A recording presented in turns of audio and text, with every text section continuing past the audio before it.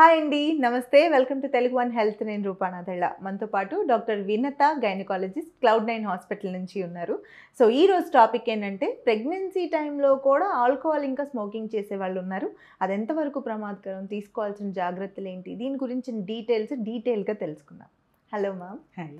Topic అదే. Alcohol smoking చేసే pregnant లేడీస్కి ఏం చెప్తారు?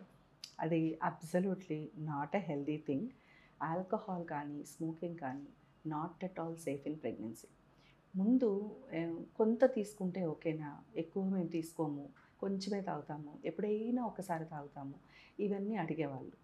ముందు కొంచెం క్లారిటీగా చెప్పలేకపోయేవాళ్ళం. ఎక్కువ తీసుకుంటేనే ప్రాబ్లమ్స్, ఎంత తీసుకుంటే ప్రాబ్లమ్స్, ఇలాంటివన్నీ క్వాంటిఫికేషన్ అని చెప్పేవాళ్ళం.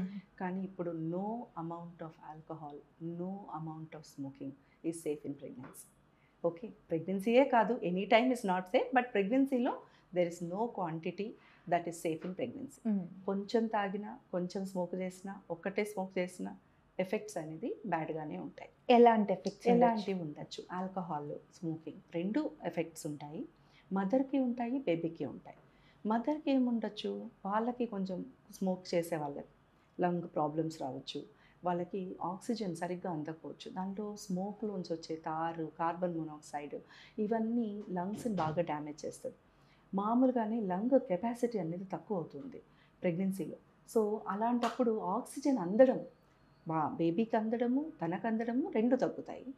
బేబీ ఎక్కువ పెరగకపోవడం, బేబీ కోసం బోత్ ఆల్కహాల్ స్మోకింగ్ ఎఫెక్ట్స్ మిస్క్యారేజ్లు ఎక్కువ అవ్వడం ఫస్ట్ 3 monthsలో, తర్వాత ముందే డెలివరీ అయిపోవడము, కొన్నిసార్లు బేబీ అనామలస్గా, అంటే చూడటానికి ఫిజికల్గా మెంటల్గా అనామలస్గా పుట్టడం ఛాన్సెస్ పెరుగుతాయి. ఏదైనా కానీ, ఆల్కహాల్ కానీ స్మోకింగ్ కానీ.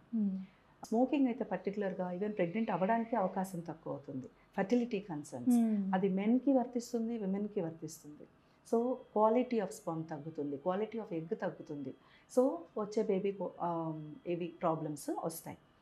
ఈవెన్ డ్యూరింగ్ ప్రెగ్నెన్సీ మదర్కి బీపీ రావడానికి అవకాశము, ఇలాంటివన్నీ కూడా పెరుగుతాయి. సో దానివల్ల సడన్గా మాయ అంటారు, ప్లసెంటా అది సెపరేట్ అయిపోవడము, బ్లీడింగ్ ఎక్కువ అయిపోవడము, సడన్గా లోపల బేబీ చనిపోవడము, ఇలాంటి రిస్క్లు మామూలు పాపులేషన్తో కంపేర్ చేస్తే ఎక్కువ అవుతాయి.